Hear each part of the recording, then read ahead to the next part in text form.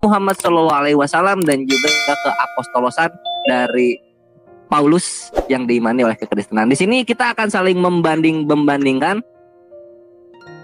dan untuk diambil yang terbaiknya bagaimana begitu. Tentunya dengan penuh akhlakul karimah dan juga penuh agape dari kedua belah pihak, sehingga banyak manfaat yang bisa diberikan kepada ikhwah sekalian. Lalu kemudian ini untuk moderator dan juga timeline-nya adalah masing-masing narasumber akan memberikan opening statement selama 5 menit, kemudian 1 kali putaran dialog, yaitu 4 menit Islam bertanya, kemudian 6 menit kekristenan menjawab, lalu kemudian 4 menit kekristenan bertanya, kemudian 6 menit Islam menjawab. Setelah itu masuk ke sesi rebutal atau TikTok, langsung debat selama 30 menit. Setelah itu ditutup dengan closing statement yang penuh kasih 5 menit dan acara pun ditutup. Itu ya ikhwah, dan juga untuk moderator tentunya, dan juga untuk timer. Nah, sekarang kita langsung saja. Assalamualaikum warahmatullahi wabarakatuh, Gurunda yang kami cintai, Gurunda Zuma. Waalaikumsalam warahmatullahi wabarakatuh. Masya Allah, Gurunda sudah siap dengan menjawab salamnya. Kemudian Fek Duran, salam malam.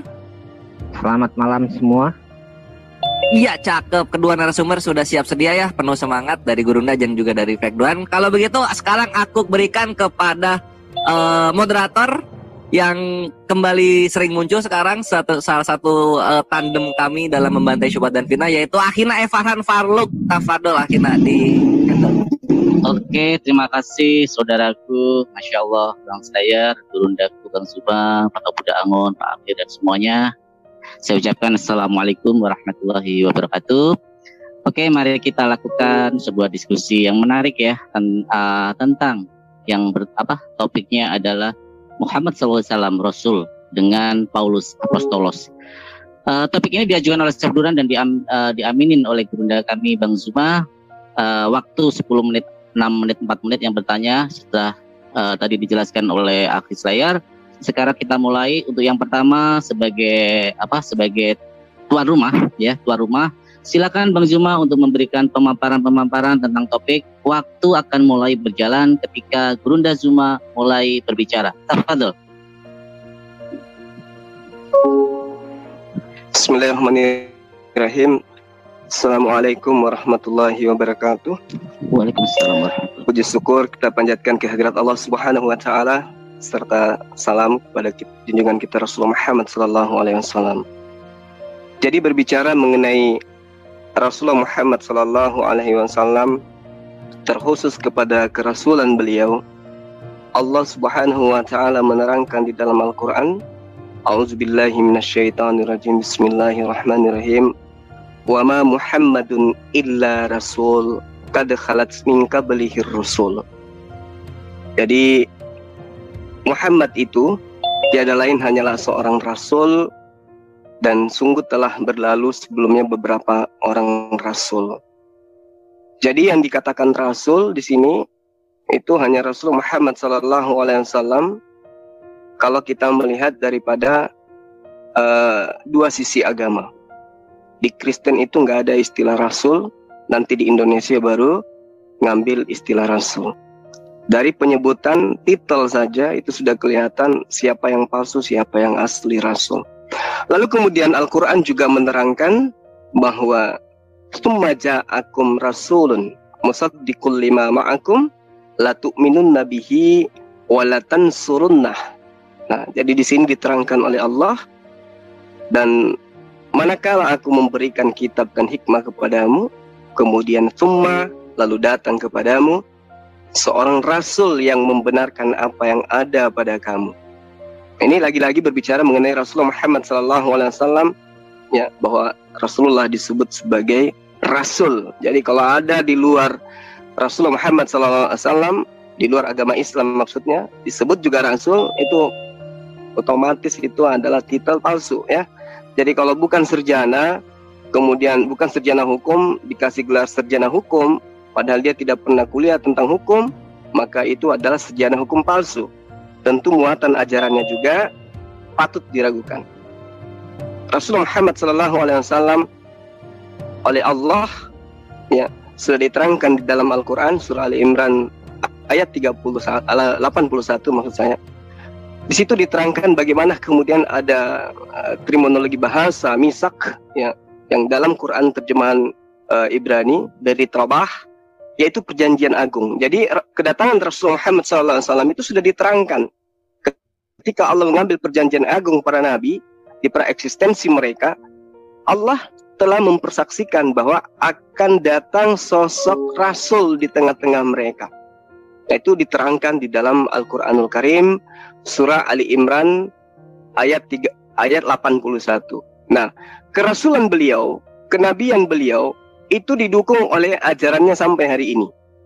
Jadi pada pokok inti ajarannya yang pertama itu adalah tauhid, kemudian ibadah, kemudian muamalat, ya, kemudian akhlak.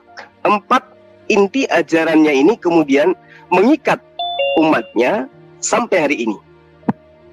Ya, jadi kalau misalnya Nabi Musa mampu kemudian bela lautan, tidak ada umatnya yang mampu memperlihatkan hal itu saat sekarang.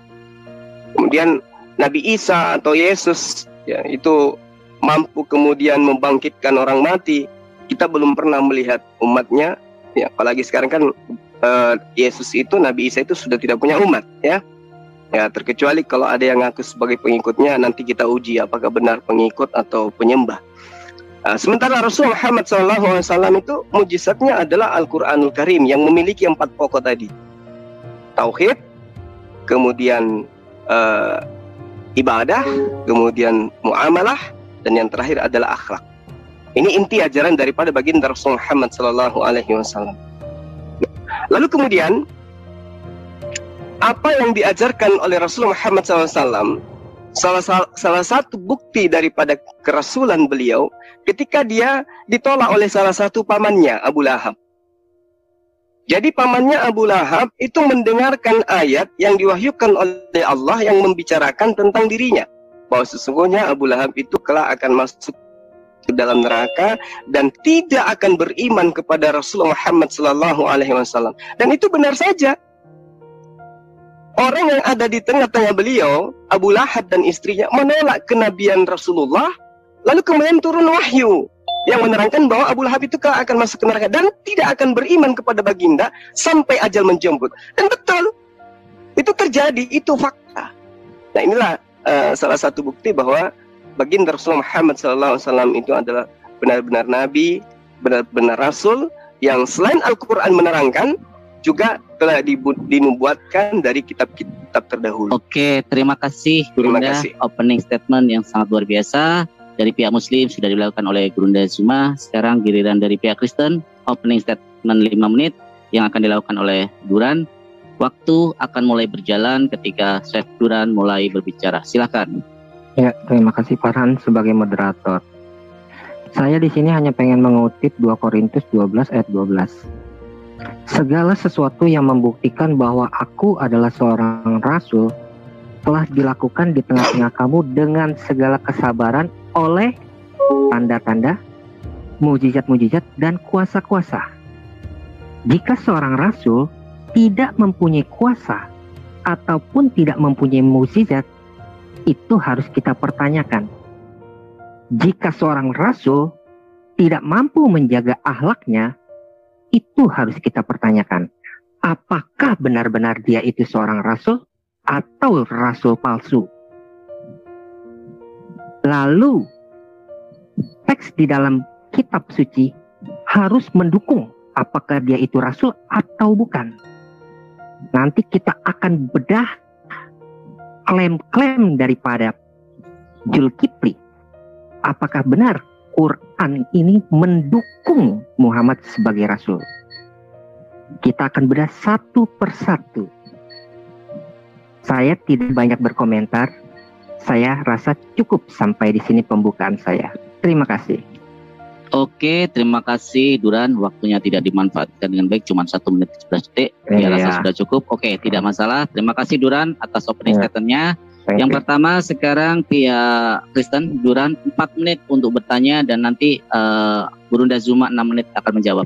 Silakan dipersiapkan pertanyaannya Duran. Waktu akan mulai berjalan ketika Duran mulai berbicara. Silakan. Oke, saya mau tolong dibukain dong. Oke, Habis. di pause dulu share screen.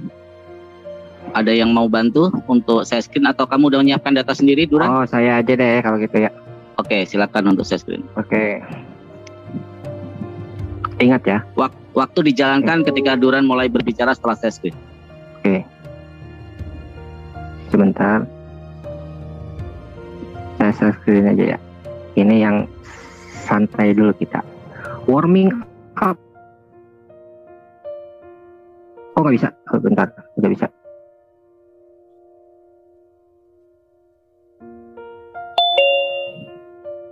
Oke, semua hadis yang saya kasih itu adalah hasan atau sahih. Doib saya tidak pakai ya. Hadis Sunan Ibnu Majah nomor 320. Ya. Di sini dikatakan Rasul melarang kami kencing menghadap kiblat, namun setahun menjelang wafatnya beliau kencing menghadap kiblat. Jadi gimana nih untuk menjawabnya? Monggo silakan. Oke, terima kasih Duran. Silakan waktu screen-nya dicopot, waktu ditampilkan kembali. Silakan Gurunda Ibnu Majah 320, hadis yang dibawa oleh Duran. Waktu akan mulai berjalan ketika Gurunda Zuma mulai berbicara. Tafadhol.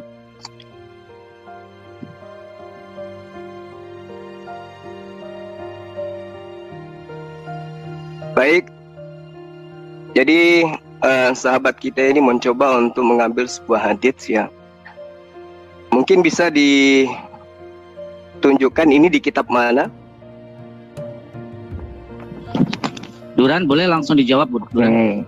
Ya. Kitab Taharah dan sunah-sunahnya.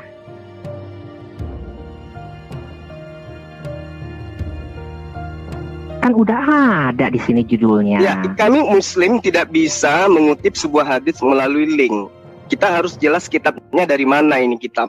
Lah ini ada bacanya kitab Taharah. Nggak bisa dan kayak sunah-sunahnya. begitu, nggak boleh. Nggak bisa. Ya, Anda maunya seperti kitabnya apa? harus jelas. Anda maunya seperti apa? Ini berbicara mengenai hadits, ya, berarti kan tidak berbicara mengenai apa yang kita temakan hari ini. Kalau Anda ingin membahas hadits, nanti ada tema lain. Kita membahas Saya tentang saya mau tanya. Sunnah Ya. Muhammad itu di hadis atau di Quran? Rasulullah Muhammad SAW itu diutus kepada manusia untuk kemudian menjelaskan Al-Quranul Karim yang dia Ya. terima. Nah, terkait dengan apa yang Anda Bagaimana bawa hari ini, menjelaskan? Duran, Bagaimana mohon maaf menjelaskan? waktu Anda bertanya sudah ya. Anda cuma mendengarkan Bapak ini ya. Oke, ya. Tolong diikutin rule-nya. Silakan Gurunda untuk memberi penjelasan. Tafadhol. iya, karena kami memahami bahwa di dalam pengajaran umat Islam itu diterangkan bahwa jika kalian buang air jangan menghadap ke kiblat atau membelakanginya dengan kencing dan buang air besar, tapi menghadaplah ke timur atau ke barat. Lalu kemudian ketika sahabat saya menunjukkan sebuah hadits, ya coba terangkan kepada saya, Anda mendapatkan ini hadits di kitab mana, kemudian seperti apa kedudukan sanad matannya dan perawihnya, silakan. Lagi-lagi ditanya kitab mana? Kan ini udah jelas kitab Taharah dan sunah-sunahnya. Iya, kitab Tahara itu betul. Ya. Kitab Tahara. Tapi yang saya tanyakan ini adalah, Anda kalau ada silakan Anda buka. Kalau Anda punya kitabnya Anda buka. nah, justru Anda saya cek. tidak memiliki apa yang Anda tunjukkan ini. Kami umat Anda Islam itu tidak belajar memiliki atau hadits. tidak ada. Sekali Anda lagi saya memiliki atau katakan, tidak kami ada. belajar hadits itu tidak berdasar terhadap link. Lalu Anda punya apa enggak, gitu aja, tinggal Anda buka, Anda kasih lihat. Saya kan Anda katakan open kepada Anda bahwa apa yang Anda terangkan ini itu tidak saya akan jawab kalau Anda tidak menunjukkan kitab yang Anda gunakan sebagai referensi, bukan link. Loh, kenapa Kenapa Anda rupanya? harus takut? Nggak bisa jawab? Loh, saya nggak takut. Hah? Duran, mohon Oi. maaf. Mohon maaf. Udah. Saya cukup. minta datanya. Oke, nih ya.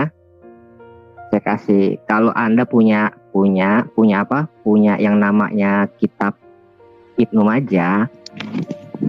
Saya kasih tahu cara Ya mana coba Anda mencarinya. tunjukkan buku Anda, Oke. kitab Anda coba Anda tunjukkan kepada Ya. saya bukunya mana. di sunah.com Buka. Ibnu Majah. Wah, Duran, parameter yang sebentar Duran, parameter yang ditanya oleh Gurunda sebentar, parameter yang ditanya Gurunda adalah seperti Sahih Bukhari, Sahih Muslim dan bukunya ada terlihat di dalam buku itu. Ya. Kalau memang si Jul ini punya kitabnya, di sini dikatakan in book reference, maksudnya adalah kalau lu punya kitabnya itu buku 1 hadisnya nomor 59. Di sini jelas dikasih tahu. Ya. Sekarang kalau dia tidak bisa menjawab, silakan dia bilang tidak bisa menjawab. Jangan alasan. Dia juga bukan alasan. Kitabnya. Anda berbicara mengenai ajaran agama Islam. Anda harus punya kitabnya. Anda punya kitabnya. Apalagi berbicara mengenai hadis. Anda punya kitabnya apa enggak? Nah sekarang saya tanya sama Anda punya kitab nggak Anda jadikan sebagai alasan untuk bertanya tentang itu? Sekarang Anda punya kitab apa enggak? Itu aja dulu. Kalau Anda punya kitab, silakan Anda buka. Ini grade-nya Hasan. Darussalam, Anda ngerti gak Darussalam? Anda juga nggak tahu tuh Darussalam, saya rasa.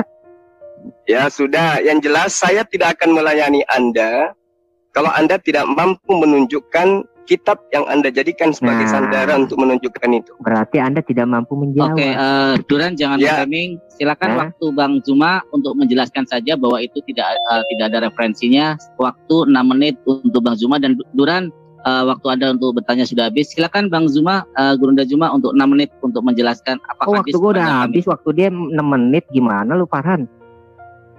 4 menit waktu Anda. 4 menit gue udah habis. Waktu timer ditampilkan coba. Lu yang bener dong Farhan. Sebentar, Duran. Masa gue 4 menit habis, dia 6 menit belum habis-habis. Waktu Anda masih 7 detik, Duran. Masa gue 7 detik? Saya melihat yang terpampang di timer, Duran. Sekarang. Oke, gini aja yang timer tolong dikasih kasih timer 2 kayak garis itu, yang timer 2 itu biar lebih coba gue pengen lihat dia si Jul punya berapa? Enggak, waktunya si Jul berapa? Gue pengen lihat waktunya si Jul berapa. Duran, tadi gua pengen lihat waktunya si Jul berapa. Timer tolong ditampilkan untuk timer barengan 2. Yang timer 2 model 2 aja, model 2. Enggak, waktunya Jul Gipri dia ada berapa? Gua pengen tahu. Ada bisa timer yang 2 aja. Oke Duran, nanti kita timer kita perbaiki dulu Duran, ya. Untuk yang model 2. Yang model Jul Gipri punya waktunya berapa? Gue tadi bertanya ya. Ketika gue bertanya, si Jul kan menjawab. Kenapa lu bisa bilang waktu gue habis, waktu dia Duran, sebentar Duran. Ini diperbaiki, jangan berbicara dulu. Gurunda Zuma juga diam. Narasumber diam dulu. Untuk timer tolong ditampilkan yang timer 2.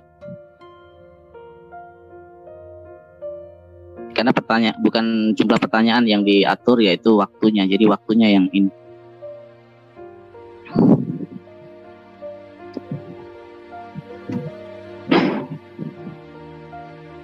Timer.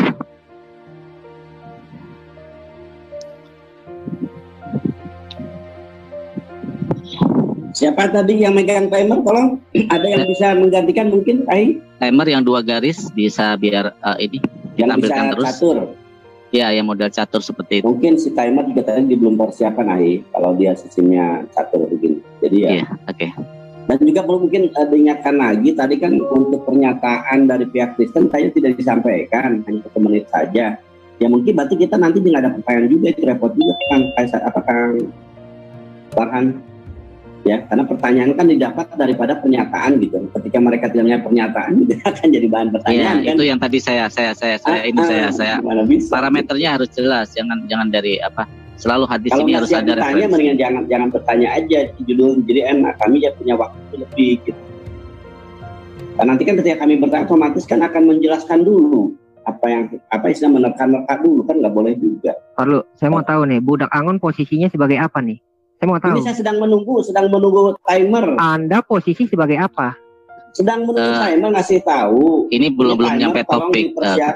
Duran, justru narasumber yang harus diam. Ini nanti lagi diperbaiki. Kami berhak untuk memperbaiki timer dan kamu diam. Dan ini saya mengingatkan kepada saudara saya sebagai moderator, kan biar enak nantinya Kang Duran. Benar kan? Tidak salah juga saya memberikan pertanyaan dan pernyataan. Ketika Anda tadi tidak menyampaikan, itu akan jadi bahan pertanyaan.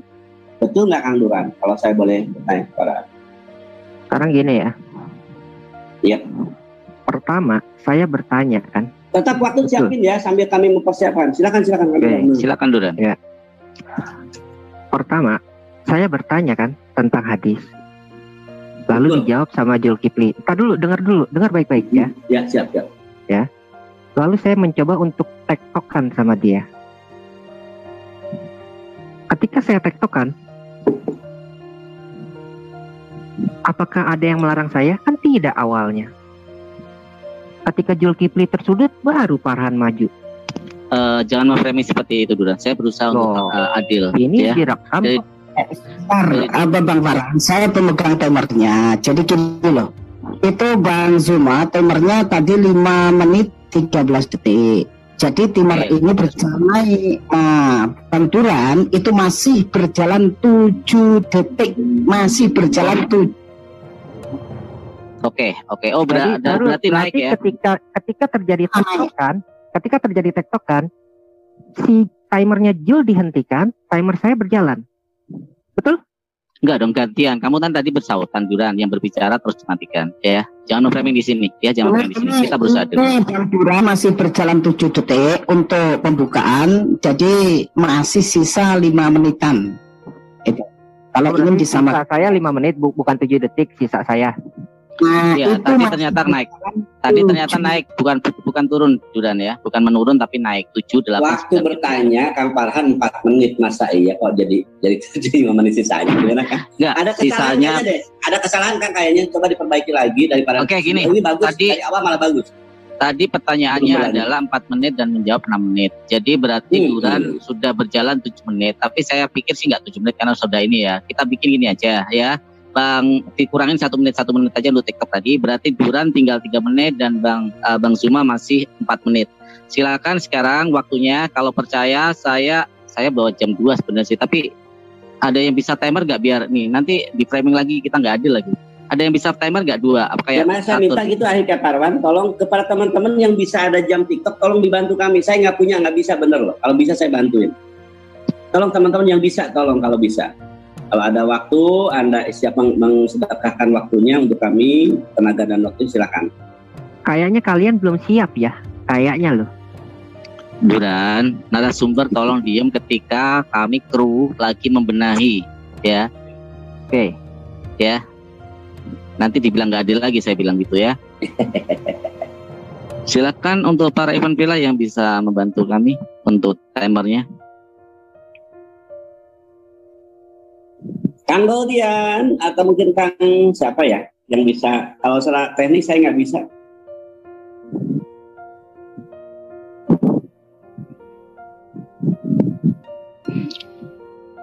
Nggak ada yang Bang bisa Yus- teman-teman? Bang Yusuf ada, Bang Yusuf. Saya nggak pernah ngedownload sih. Kalau nggak ada, biar saya. Kalau mau, Silakan lagi. Silakan. saya Kaisar. Oh, Kang Kaisar, silakan Kaisar. Oke, silakan Pak Kaisar. Terima kasih bantuannya. Jadi semua masuk kru ya dari Kristen, pihak Kristen diwakili Pak Kaisar, moderator saya narasumber Kristen Islam ya.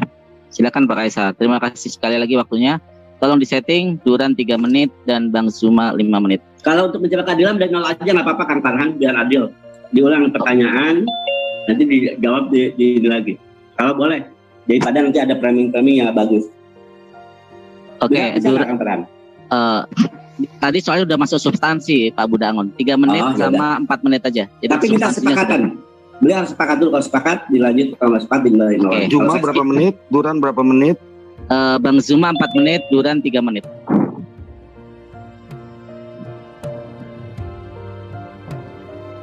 Enggak Farhan.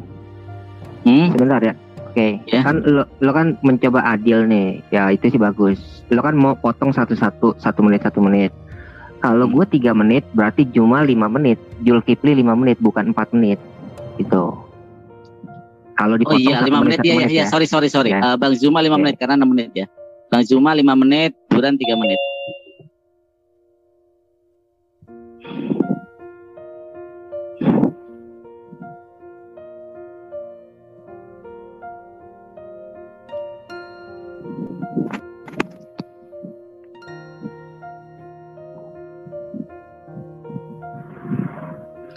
Oke, siap Pak Kaisar. Makasih waktunya. Sekarang karena tadi yang bertanya Duran, Burunda Zuma silakan untuk mulai lagi dari pertanyaan tadi. Silakan, waktu akan mulai berjalan. Bang Zuma ketika Bang Zuma berbicara. Tafadhol. Iya, baik. Jadi sekali lagi ya teman-teman Kristen, kalau misalnya nanti Anda membawa hadits, itu kalau bisa setidaknya Anda menunjukkan sebuah buku atau kitab di mana kami bisa percaya bahwa Anda belajar, bukan hanya karena modal link. Nah, terkait dengan apa yang sahabat pertanyakan, hadits Ibnu Majah ya, nomor 320 kalau nggak salah tadi ditanyakan itu ya. Nah, perlu kami pahamkan gini, bahwa Abu Daud pun juga menjelaskan. Saya pernah melihat Ibnu Umar ya mengatakan bahwa Rasulullah Muhammad SAW melarang kami kencing menghadap kiblat. Namun setahun menjelang wafatnya beliau kencing menghadap kiblat. Nah, lalu kemudian diriwayatkan Abu Daud ketika ditanya, wahai Abu Abdurrahman, bukankah hal ini dilarang oleh Rasulullah Muhammad SAW? Ya, lalu kemudian beliau menjawab, benar, akan tetapi hal itu dilarang jika dilakukan di tempat terbuka. Apabila antara dirimu dan kiblat ada sesuatu yang menutupimu, maka itu tidak mengapa. Ini yang perlu saudara pahami. Jadi ketika Anda berbicara mengenai hadits, Anda jangan kemudian mengatakan, oh ini ada larangan menghadap kiblat. Tapi kenapa kemudian ada hadis yang mengatakan Rasulullah Muhammad SAW ketika menjelang wafatnya beliau kencing menghadap kiblat. Ternyata menghadap kiblat yang dilarang itu ketika tidak ada yang menghalangi, alias dia berada pada ruang terbuka. Nah, di dalam hadis riwayat Abu Daud itu sudah dijelaskan itu, ya, nomor 10. Lalu kemudian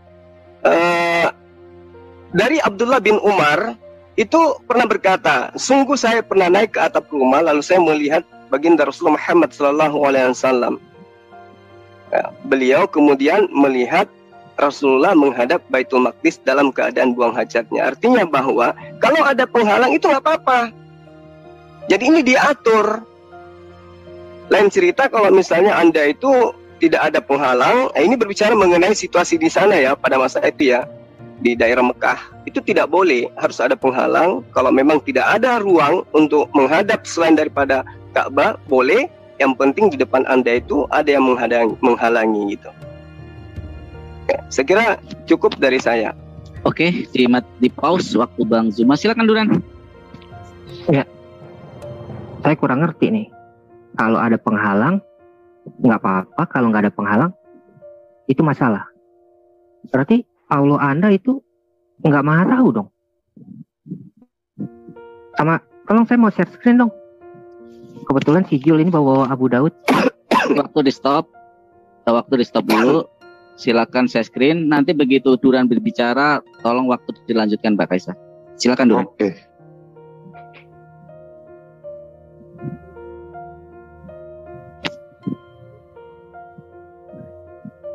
Maksudnya ini Jul, Sunan Abu Daud. Nah, matannya sama Jul. Kenapa perbaikan saya sudah jelaskan tadi. Nggak ada yang penjelasan Anda tidak ada di dalam hadisnya. Ya, Anda membaca hadis itu saya akui ya, itu hadis Abu Daud. Karena Abu Daud Ya kan, kan? yang tadi Anda bilang kan. Nah, Iya. tapi sama matannya.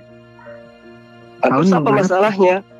Oh, tadi Anda bilang kalau tidak ada penghalang nggak apa-apa. Kalau ada penghalang nggak apa-apa. Kalau tidak ada itu masalah. Ya kan, saya sudah terangkan tadi kepada Anda. Hadisnya tidak berbicara seperti yang Anda katakan. Oh, berarti Anda Anda hadis tidak mana? berarti Anda tidak nangkap. Makanya aku bilang, kalau Anda tidak pernah belajar hadits, jangan bertanya tentang hadits. Ajari saya. Kalau Anda benar-benar bisa, ahli, ajarin saya. Ya, thank you. Oke, kalau Anda mau diajari tentang hadits, Anda harus siapkan waktu untuk belajar itu. Hari ini? Nggak bisa. Nanti kita ada tema lain. Kita berbicara membahas itu tentang ulumul hadits, baru masuk ke tentang hadits. Oke. Kaisar, tolong jadwalin minggu depan si Jul mau ngajarin gue hadits. Ya, berarti Anda pintar itu namanya. Jadi jangan Anda bertanya sesuatu Anda nggak pernah mempelajarinya gitu ya. Minggu depan tolong dijadwalin ya. Dia mau ngajarin gue tentang hadits. Ya, Kaisar ya. Ya. Sekalian saya ajari kamu tentang kitab pun juga. Ya, tenang aja. Ini waktu pada saat Jumat tadi ngomong, aku aktifin. Waktu kalian berdua bareng, aku aktifin dua-duanya ya. Jadi Bang Zuma itu 140, Bang Duran 150. Oke, silakan. Waktu berjalan lagi. Silakan aku share dulu ya. Oke, siap.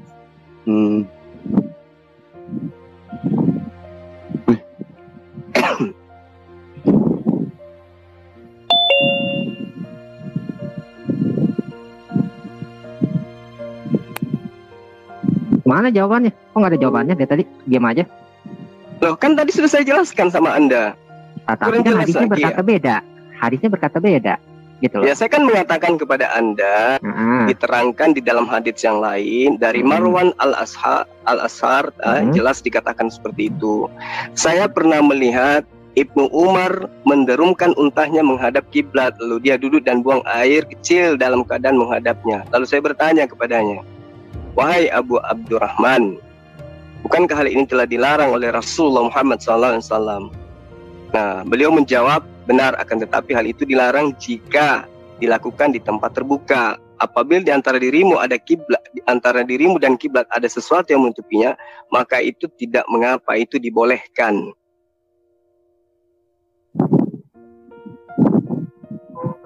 Masih kurang jelas? Oke. Gue mau share screen lagi dong.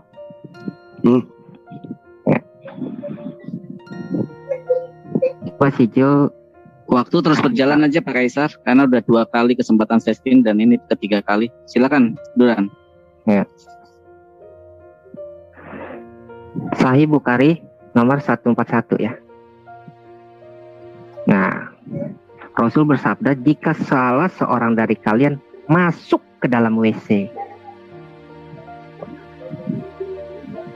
berarti apa? Iya, kan tadi saya sudah jawab. Ya, Anda tidak mendengar. Tidak mendengar apa yang saya katakan tadi? Tertutup kan? Tidak mendengar. Iya, tertutup kan? Iya. Oke, nah sekarang Anda buktikan kepada saya kalau Muhammad kencing menghadap kiblat itu tidak di dalam WC atau tidak di tanah terbuka. Monggo. Jadi begini, pembelajaran yang kemudian yang diajarkan oleh Rasulullah kepada kami umat Islam, bahwa perintahnya kepada orang-orang yang sesaman beliau dan sewilayah dengan beliau pada saat beliau mengajarkan risalah keislaman kepada bangsanya pada saat itu mengajarkan hal yang Anda bawa hari ini, bahwa Rasulullah melarang menghadap kiblat pada saat buang hajat. Nah, ada pengecualian ketika pada masa itu tidak ada ruang ya selain menghadap kiblat, itu boleh selama ada yang menghalang. Belum ngerti juga? Tunjukkan kepada saya hadis yang menyatakan Muhammad kencing menghadap kiblat itu ada penghalang atau tidak ada penghalang. Ya kan tadi saya sudah sebutkan. Mana hadisnya? Oh, itu hadis yang saya ceritakan tadi samamu. Nomor berapa? Dari Abdullah bin Umar, dia berkata, sungguh saya pernah naik atap rumah, lalu saya melihat Rasulullah Muhammad SAW di atas 2 batu bata menghadap Baitul Maqdis dalam keadaan buang hajatnya. Kan sudah ada hadisnya saya katakan sama Anda. Waktunya habis, Durunda. Duran masih berapa Pak Kaisar? Waduh, riset ini gua tadi 1 menit 6 detik kayaknya. 1 menit 6 detik tadi udah dipakai, ya udahlah. Udah 1 menit aja lah. Ya udah 1 menit, Duran, waktu kamu sisa. Silakan. Ya. Taruh ya. Saya setting dulu. Ya silakan Duran. Ya, ternyata hebatan link saya kan daripada ocehannya si Jul. Jul tidak mampu membuktikan apapun. Dia bilang itu hadis, itu hadis. Loh, saya tanya mana hadisnya? Kenapa Anda nggak mempersiapkan? Anda bicara, oh tidak boleh pakai link, tidak boleh pakai link. Lalu saya harus pakai apa untuk membuktikannya? Pakai mulut? Oh nggak bisa. Masa dialog pakai mulut? Nggak ada pembuktian. Jangan dialog, tidur, cuci kaki, gosok gigi. Jadi kalau mau dialog, siapkan materi Anda dengan benar. Jangan Anda tidak percaya, Anda menyangkal, tetapi Anda membenarkan hadis-hadis yang saya kasih. Kan lucu. Itu aja sih. Yuk, thank you. Oke, waktu juga sudah habis. Terima kasih Duran. Sesi pertama pertanyaan untuk Duran sudah selesai. Sekarang giliran Bang Zuma untuk bertanya kepada Duran. 4 menit untuk Bang Zuma, 6 menit untuk Duran. Waktu Bang Zuma mulai ketika Bang Zuma. Belum di setting, Pak. Oke, siap. Bang Kaisar. Ya, silakan. Oke, Bang Zuma, silakan waktu mulai berjalan ketika Gurunda Zuma mulai berbicara. Tafadhol. Baik, terima kasih atas kesempatan yang diberikan kepada saya. Pertanyaan saya sangat sederhana ya. Yesus itu diimani oleh sahabat Kristen sebagai Sang Firman yang nuzul menjadi manusia. Dialah jalan keselamatan dan hidup. Yang ingin saya tanyakan kepada saudara, Paulus mengatakan dirinya terpilih sebagai rasul sejak dari dalam kandungan ibunya. Kenapa kemudian Yesus tidak pernah menyebut nama Paulus dan memperkenalkan Paulus ketika dia menjadi guru di tengah-tengah Bani Israel? Sementara pengakuan Paulus, dia adalah rasul yang dipilih dari sejak rahim. Silakan. Itu adalah ungkapan bahagia Paulus. Jadi dia bilang, aku telah dipilih sejak sebelum dunia dijadikan. Karena dia tahu keselamatan di dalam Yesus itu adalah anugerah. Anugerah yang direncanakan. Bukan anugerah yang asal jadi. Yang saya tanya, kenapa Yesus tidak memperkenalkan Paulus kepada murid-muridnya? Loh, Paulus kan belum jadi murid. Dia mengaku rasul dari sejak dalam kandungan ibunya. Loh, ketika ada yang mengaku menjadi rasul, coba ayatnya mana? Saya ajarin Anda. Ayatnya mana? Buka ayatnya. Anda nggak pernah mendengarkan ayat itu? Buka ayatnya. Ya silakan Anda buka. Mana? Anda Ayat nantang berapa? saya dialog, Anda tidak menguasai kitab Anda. Paulus Anda. mengaku Bang sebagai Zuma rasul. dikasih natsnya biar Duran aja yang membaca.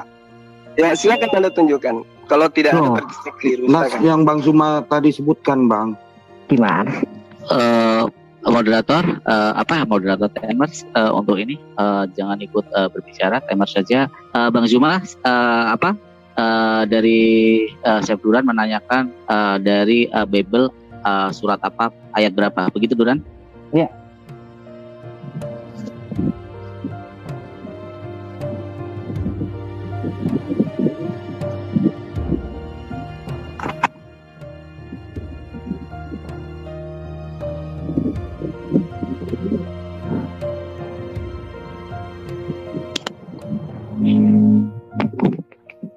Ada ayatnya?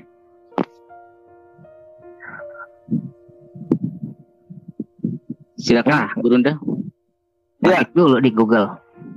Tidak, saya minta Anda, masa nggak tahu sih? Lucu ini. Oh. Anda kan bertanya nih. Iya, Ya. harusnya Anda itu langsung, jangan jadikan bertanya tentang ayat itu, kemudian Anda jadikan itu sebagai penghabis waktu Anda untuk menjelaskan kepada saya. Jawab aja langsung. Paulus itu mengaku dipilih sejak dari dalam kandungan ibunya. Oke. Itu aja. Gitu ya. Silakan Duran. Ya. perkataan Paulus itu paralel dengan Yeremia 1 ayat 5. Yeremia 1 ayat 5 mengatakan, sebelum aku membentuk engkau dalam rahim ibumu, aku telah mengenal engkau, dan sebelum engkau keluar dari kandungan.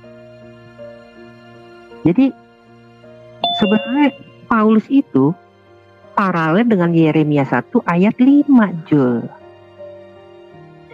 Yang saya tanya, kalau lagi-lagi kamu larikan ke Yeremia, justru Anda akan kepepet di situ. Artinya Paulus benar-benar sudah menjadi murid, karena Yeremia pun Anda bawa-bawa. Kenapa Yesus tidak memperkenalkan Paulus kepada murid-muridnya? Saya sudah bilang, keselamatan itu bukan asal jadi, asal tunjuk pada saat itu. Keselamatan itu direncanakan jauh sebelumnya. Jadi ketika Paulus mengatakan hal yang saudara Jul lontarkan nih pertanyaannya, bukankah di Yeremia pun Tuhan telah mengabarkan kepada Yeremia 1 ayat 5, sebelum aku membentuk engkau. Jadi apa? Paulus ini adalah ahli tafsir perjanjian lama. Jadi dia tahu, walaupun kehidupan dia sebelumnya adalah penganiaya jemaat, tetapi ketika dia dipilih, dia menyadari Tuhan memilih dia bukan karena perbuatan dia. Tuhan Jangan buang-buang memilih dia waktu. jauh Kalau nggak tahu, sebelumnya. nggak usah. Kalau nggak ada, bilang aja nggak ada. Kenapa Yesus tidak mengajarkan tentang nama Paulus? Kalau nggak ada, bilang aja nggak ada. Nggak usah asumsi. Orang Paulus belum jadi murid kok disebut? Kan lucu. Nah, berarti Anda mengatakan Yesus tidak mengenal Paulus, kan gitu? Siapa bilang nggak mengenal Paulus? Nah, kalau dia mengenal, kenapa dia nggak mengajarkan? Padahal dia yang nantinya datang menghapus semua hukum Taurat. Siapa yang menghapus hukum Taurat? Roma 3 ayat 30 Paulus bilang, aku tidak menghapus hukum Taurat. Aku Ya, tidak faktanya, merubah. Roma 3 ayat 30. Hukum Taurat mana yang dirubah? Hukum Taurat mana yang dirubah? faktanya, Hukum Taurat mana yang dirubah? Paulus justru mengatakan bahwa sejak adanya Taurat, maka manusia jatuh ke dalam dosa. Dan dia katakan di dalam 1 Korintus 15, sengat maut adalah dosa dan kuasa dosa adalah hukum Taurat. Itu ilmu dari mana Paulus dapatkan ilmu bahwa Taurat yang datang ditegakkan oleh Yesus itu justru menjadi sengat maut bagi manusia. Dari mana Paulus mendapatkan ilmu Anda seperti itu? paham Sementara pertanyaan Anda nggak? Anda bertanya Paulus merubah Taurat. Lalu saya tanya, di mana Paulus merubah Taurat? Anda malah lari. Kan Yesus mengatakan tidak ada setitik pun yang dihilangkan sebelum langit dan bumi lenyap. Sebenarnya Tapi Anda Paulus balas apa di Galatia 5? Galatia 5 nomor 1. Dengan matinya Yesus, maka kita dibebaskan, dimerdekakan dari aturan-aturan Taurat dan juga dimerdekakan dari kuk penghambaan. Ada yang dirubah nggak sama Paulus? Taurat. Makanya saya tanya kepada Anda, ada yang dirubah kalau dia Paulus? terpilih, Ada yang dirubah nggak Taurat oleh Paulus? ada banyak.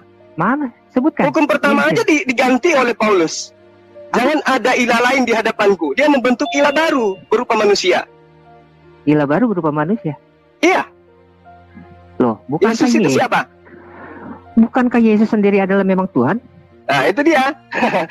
Anda adalah pengikut Paulus. Ya, ada ya. Berarti ketika Paulus mampu menunjukkan Yesus itu adalah ilah itu sendiri, Tuhannya Bani Israel yang mereka sebut dengan Hase menjadi manusia, maka disitulah saya katakan Paulus membantai semua ajaran Yesus. Oke, Matius 18 ayat 20, Yesus mengatakan, sebab di mana 2 atau 3 orang berkumpul dalam namaku, di situ aku ada di tengah-tengah mereka.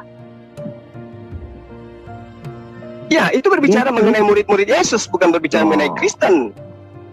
Di sini Yesus mengatakan dia omnipresent. Ketika ada 2-3 orang berkumpul dalam nama dia hadir di tengah-tengah. Berarti apa? Yesus ini omnipresent, dia bisa hadir dimanapun.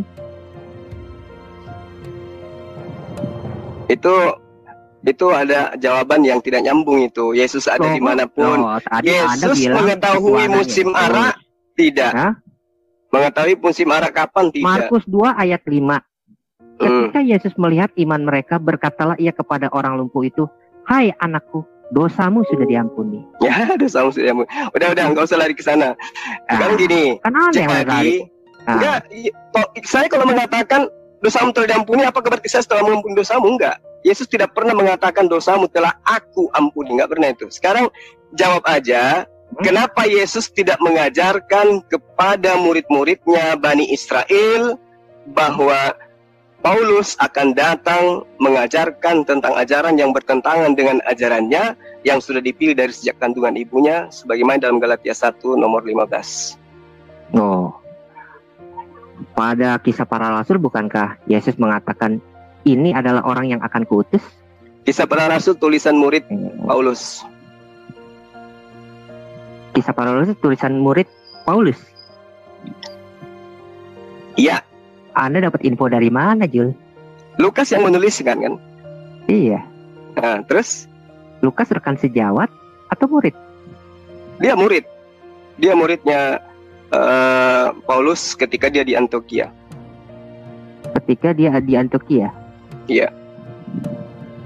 Tetapi tidak ada yang mengatakan bahwa dia adalah anak didik Paulus. Iya, tapi dia minta, dia Paulusnya minta supaya Lukas itu tinggal dengan Markus di Antioquia. Siapa yang minta? Ya Paulus. Paulus minta. Lalu ketika Paulus minta, apa? Paulus mengatakan dia itu anak didiknya. Lalu Lukas ini siapa? Dapat ilmu dari mana Lukas ini? Sementara Lukas, Markus dan juga Paulus itu sama-sama di Antioquia. Nah, itu makanya saya tanya sama Anda. Yesus tidak pernah mengajarkan tentang Paulus. Selesai. Zuma, waktu selesai. Duran waktu menjelaskan pertanyaan apa yang saya ingat tadi adalah ketika Paulus di kandungan dan Yesus tidak mengenal Paulus. Bagaimana bisa mengenal Paulus ketika dia mengaku Rasul sedangkan Yesus tidak pernah menyebut nama Paulus? Silakan Duran, waktu Anda manfaatkan sebaik-baiknya. Tadi saya udah bilang, itu adalah ungkapan rasa syukur Paulus ketika dia dipilih. Maka itu dia memparalelkan Yeremia 1 ayat 5. Jadi keselamatan yang daripada Yesus itu bukan ucuk-ucuk datang lalu asal main tunjuk. Enggak, itu direncanakan jauh sebelumnya. Gitu loh. Terus mengenai Yesus tidak mengenal Paulus, loh, siapa bilang? Bukankah di Kisah Para Rasul dikatakan ini orang yang akan kuutus? Bagaimana Yesus nggak bisa mengenal Paulus? Kisah Para Rasul 9 ayat 3 sampai 6 ya. Jawab Saulus, siapakah engkau Tuhan? Katanya, akulah Yesus yang kau aniaya itu, tetapi bangunlah dan pergilah ke dalam kota, di sana akan dikatakan kepadamu apa yang harus kau perbuat. Itu kan berarti udah ada interaksi antara Yesus dengan Paulus. Lalu bagaimana bisa si Jul mengatakan bahwa Yesus tidak mengenal Paulus? Kisah Para Rasul 15 ayat 22. Rasul-rasul dan penatua semua yang berkumpul berjabat beberapa orang yang akan diutus ke Antioquia bersama-sama dengan Paulus dan Barnabas. Oke, waktu habis Duran. Mohon maaf, waktu Anda sudah habis. Pak Kaisar, waktu di setting lagi 4 dan 6 menit. Ini kan udah turun langsung ke battle, Pak. Oh, langsung ke battle ya? Oke, 30 menit. 30 menit. Di setting 30 menit untuk battle bergantian. Udah, Pak. Oke, udah ya. Oke, silakan untuk sebentar, kedua Kang interview sebentar, sedikit. Kang Kaisar, maaf, ini salah satunya mungkin akan saya tawarkan kepada Anda, bisa nggak gitu teman-teman dari kekristenan, khususnya mungkin narasumber, untuk tetap menjaga cara-cara berbicara, cara penyebut atau panggilan kepada siapapun itu, ya. Kalau boleh, ini sekali lagi karena kami kan udah punya sikap untuk tidak melanjutkan obrolan atau diskusi apapun. Nah, salah satunya adalah itu. Kalau bisakah teman Anda atau siapapun itu yang jadi narasumber Anda untuk tetap menjaga sopan cara pemanggilan kepada siapapun. Kami dapat teguran dari sahabat-sahabat kami dari kemusliman, terutama para sahabat-sahabat dari Muslim, ya sesepuh kami, nggak nyaman ketika ada sahabat Kristen memanggil sahabat kami yang notabene oleh kami dianggap guru atau teman yang jelas mampu memberikan pencerahan kepada kami dipanggil dengan kalimat yang tidak senonoh atau tidak bagus. Sijul atau tidak. Mungkin seperti Pak Juma mengatakan pada saudara ini, itu mungkin lebih bagus, lebih enak.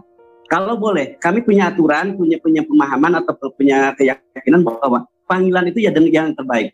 Kalau Anda membenci, tinggalkan kebencian itu sementara, kita bukti bahwa kita sedang diskusi dan ditonton oleh para netizen dan juga kita sedang belajar. Itu mungkin kalau boleh Kang Kaisar, kalau bisa dinasihati temannya biar memanggil panggilan yang diajak berdakwah, berdebat ataupun berdiskusi dengan panggilan yang baik. Kalau boleh, kalau bisa. Ini ajaran yang dalam Islam Al-Hujurat ayat 11 mengajarkan demikian. Makasih Kang Farhan, semoga bisa dipahami dan ini untuk kebaikan semua ya. Ini salah satu yang kami sampaikan, yang kami mintakan kepada teman-teman nantinya. Makasih, dilanjut Aina. Oke, terima kasih Pak Budangon, nasihatnya betul apa yang dikatakan Pak Budangon. Ya, adab lebih tinggi daripada cuma sekedar kepintaran ya. Adab. Terima kasih.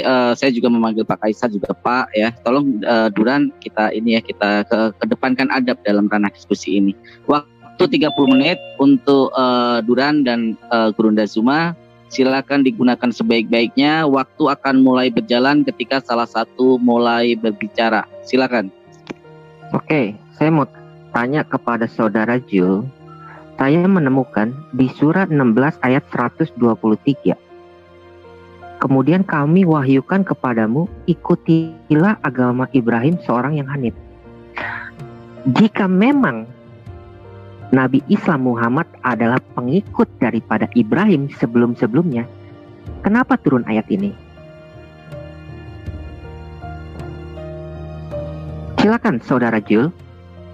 Atau mesti saya panggil saudara Jul Kipli M. Abbas atau saudara Juma nih? Santai aja, santai aja. Ya. Ya. Anda membawa Al-Quran yang menerangkan untuk perintahkan untuk ikut kepada ajaran Abraham. Nah, ajaran Abraham itu pokok intinya adalah menyembah hanya kepada Allah. Kemudian Abraham juga mengajarkan kepada keturunannya untuk bersunat. Ada yang bermasalah di situ? Jadi saya mau tekankan dulu nih ya, saudara Jul. Ya. Saya mau tekankan. Ya. Sebelum bertemu dengan Jibril atau usia daripada Nabi Islam Muhammad sebelum 40, apa agama dia? Ya, jadi yang perlu Anda pahami bahwa ketika Rasulullah Muhammad SAW itu belum menerima wahyu, beliau tidak pernah melakukan satu perbuatan kemusyrikan, perbuatan yang sama dilakukan oleh orang kaum pagan pada masanya. Dia hidup pada masa kaum fatrah, kaum di mana mereka tidak pernah diutus nabi dan rasul dan tidak ada pewahyuan kitab suci. Agama Saya dia sudah apa? jawab ya. Agama Ya. dia apa? Sebelum 40. Dia tidak memiliki ajaran sebagai pegangan dalam arti kata sebagai pedoman untuk kemudian dalam hal syariat, muamalah dan seterusnya itu tidak merupakan sebuah ajaran yang sudah baku. Oh, berarti Tetapi dia tidak pernah melakukan penyembahan berhala seperti kaum Arab pada masa itu. Berarti Anda menyatakan bahwa sebelum usia 40 Nabi Islam Muhammad tidak mengikuti agama Ibrahim, benar? Emang ada dalilnya? Loh, kan tadi Anda yang bilang dia tidak mengikuti agama apapun. Kan beliau disunat dan juga beliau itu tidak menyembah kepada selain daripada Allah. Saya bertanya, sebelum usia 40 agama Muhammad itu apa? Agama Nabi Islam itu apa? Apakah pengikut Ibrahim atau bukan? Biar simpelnya seperti itu aja deh. Dia tidak bisa dikatakan sebagai pengikut. Ya, kenapa? Karena dia tidak mendapatkan pengajaran bahwa seperti ini ajaran Rasulullah Nabi Ibrahim. Anda nggak berkontradiksi dengan ucapan Anda ketika Anda mengatakan Nabi Islam itu disunat mengikuti Ibrahim, tetapi Anda mengatakan bahwa dia tidak mengikuti Nabi Ibrahim. Anda sedang melawan diri Anda sendiri nih. Enggak dong. Saya kan sudah mengatakan kepada Anda bahwa Rasulullah Muhammad SAW itu tidak bersunat kemudian hanya karena mengikuti Abraham, ya kan? Lalu kemudian tidak menyembah kepada berhala karena adanya perintah larangan kepada beliau. Orang-orang di sekelilingnya itu mereka sudah melakukan. Ngomong pelan-pelan, Saudara Jul, ngomong pelan-pelan. Anda tadi mengatakan Nabi Anda tidak bersunat. Jadi Anda harus bicaranya yang jelas dulu. Nabi Anda nggak ngerti narasi yang saya katakan kepada Anda. Rasulullah Muhammad SAW itu bukannya dia itu tidak bersunat. Maksud saya, dia itu bersunat ataupun tidak bersunat bukan karena disebabkan ikut kepada Abraham ataupun tidak. Itu yang perlu Anda pahami. Jadi dia tidak mengikuti Ibrahim atau mengikuti nih? Ya, kan itu dengan adanya perintah bahwa ternyata Abraham itu bersunat, maka diketahuilah bahwa ternyata beliau ini mengikuti apa yang pernah dilakukan oleh Abraham atau Ibrahim. Jadi sebelum usia 40, Nabi Islam itu tidak mengikuti mila Ibrahim. Faktanya dia melakukan hal yang sama. Oh gitu. Coba Anda lihat di Ad-Duha ayat 7. Kenapa Allah Anda mengatakan Muhammad itu tersesat? Di surah apa? Ad-Duha ayat 7. Ad-Duha ayat 7. Surah 91 ayat 7. 93 ayat 7. Dikatakan dan dia mendapatimu sebagai tersesat. Di mana lalu dikatakan dia memberikan petunjuk? Nggak tahu ya. Di mana dikatakan di situ tersesat? Di situ pakai kata dolan bukan? Iya. Dolan itu apa? Dolan itu bisa bingung.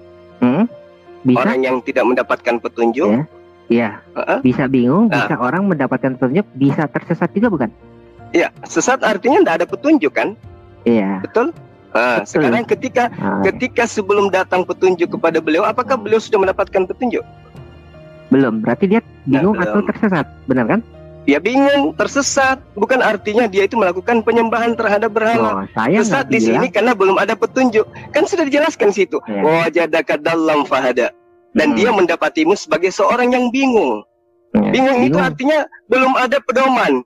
Seperti apa saya harus beribadah, seperti apa saya harus melakukan zikir, seperti apa saya harus melantunkan kitab-kitab suci, dia bingung di situ.